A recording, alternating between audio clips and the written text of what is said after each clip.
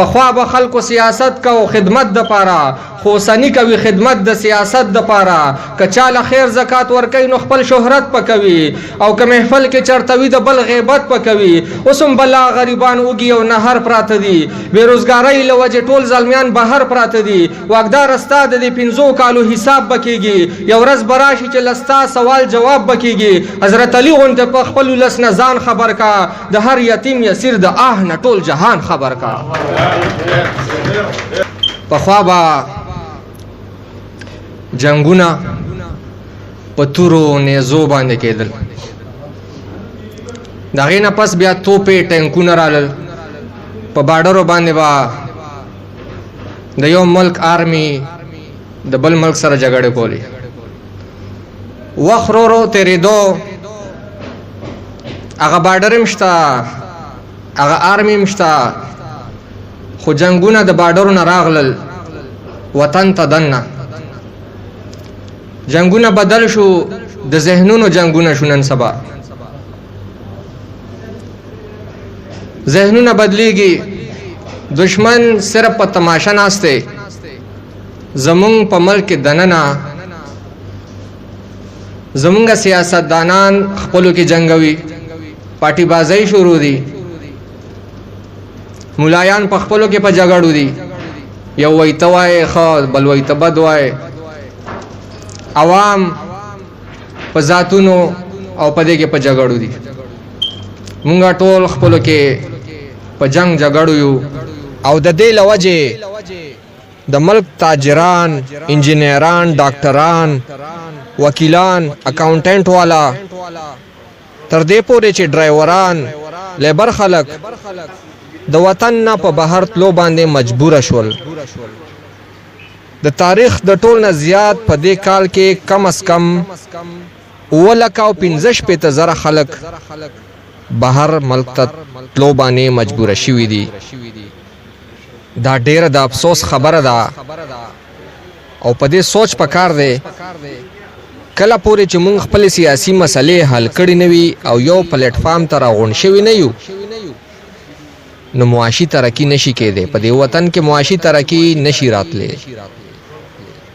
چې تر څو پورې موږ د یو بل ګریوانونه پرېښي نه موږ پارټي بازو نه راوتي نه یو موږ د دې نه نه یو راوتي چې دا غل دی او دا سم دی او دا چور دی دا ډاکو دی سوچ پکار دی موږ لا راغونډېدل پکار دي دغه د ذهنونو چې کم جنگ دی دا ختمول پکار دي د صدر صاحب په اجازت باندې خپل یو څو شعرونه وړاندې کړم چې په کرسو ناستو واکدارانو ته پیغام ورکوم دغه پیغام زه له طرفه د ټول قام ورکوم پخوا به خلکو سیاست کو خدمت د پاره خو اوسني کوي خدمت د سیاست د پاره که چاله خیر زکات ورکوي نو خپل شهرت پکوي او که محفل کې چرته وي د بل غیبت پکوي اوس هم بلا غریبان وږي او نهر پراته دي بېروزګارۍ له وجې ټول زلمیان بهر پراته دي واکدار ستا د دې 5 کالو حساب به کېږي یو ورځ به راشي چې له ستا سوال جواب به کېږي حضرت علي غوندې په خپل ولس نه ځان خبر کا د هر یتیم یسیر د آه نه ټول جهان خبر کا